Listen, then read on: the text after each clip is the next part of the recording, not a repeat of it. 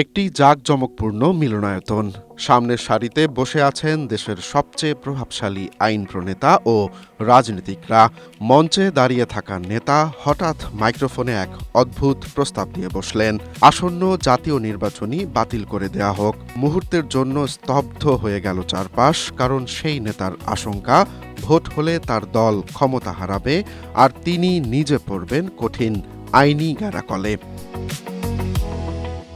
ঘটনাটি খোদ মার্কিন যুক্তরাষ্ট্রের।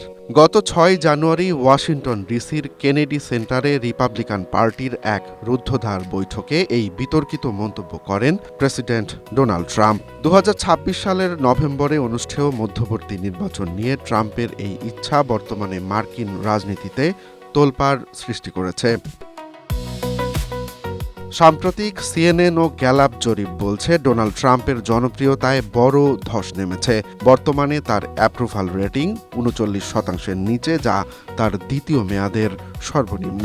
ভোটারদের এই অনাস্থা ট্রাম্পকে ভাবিয়ে তুলেছে। তিনি বুঝতে পারছেন, নভেম্বরের ভোটে রিপাবলিকানরা যদি প্রতিনিধি সভা বা সিনেটের নিয়ন্ত্রণ হারায়, তবে বিরোধীরা তাকে ইমপিচমেন্ট করার সুযোগ পাবেন। রয়টার্সকে দেয়া এক সাক্ষাৎকারে ট্রাম্প সরাসরি বলেন, আমরা এত ভালো কাজ করেছি যে আমার মনে হয় আসলে কোনো নির্বাচনেরই দরকার নেই।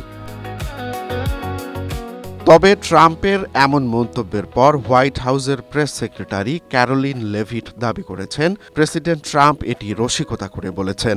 অবশ্য সমালোচকরা একে হালকাভাবে নিচ্ছেন না, কারণ ইউক্রেনের প্রেসিডেন্ট জেলেনস্কির সঙ্গে বৈঠকে ট্রাম্প সামরিক শাসনের দোহাই দিয়ে নির্বাচন স্থগিত রাখার বিষয়টিকে নিজের ঈর্ষার কথা প্রকাশ করেছিলেন।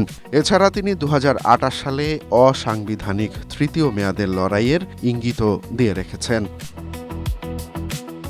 নির্বাচন বাতিলের ক্ষমতা প্রেসিডেন্টের হাতে না থাকলেও ট্রাম্প প্রশাসন নীরবে ভোটের সমীকরণ পাল্টে দেওয়ার চেষ্টা করছে বলে অভিযোগ উঠেছে। টেক্সাস, মিজৌরি এবং উত্তর ক্যারোলিনার রিপাবলিকানদের সুবিধার্থে নির্বাচনী সীমানা নতুন করে আঁকা হয়েছে। সাইবার নিরাপত্তা সংস্থা CIS এর বাজেট থেকে প্রায় $৪৯১ মিলিয়ন কমানোর প্রস্তাব দেওয়া হয়েছে, যা নির্বাচনের নিরাপত্তা অনিশ্চিত করে তুলবে। অন্যদিকে ডাকযোগে ভোট দেওয়ার প্রক্রিয়াকে আরও কঠিন করার চেষ্টা চলছে।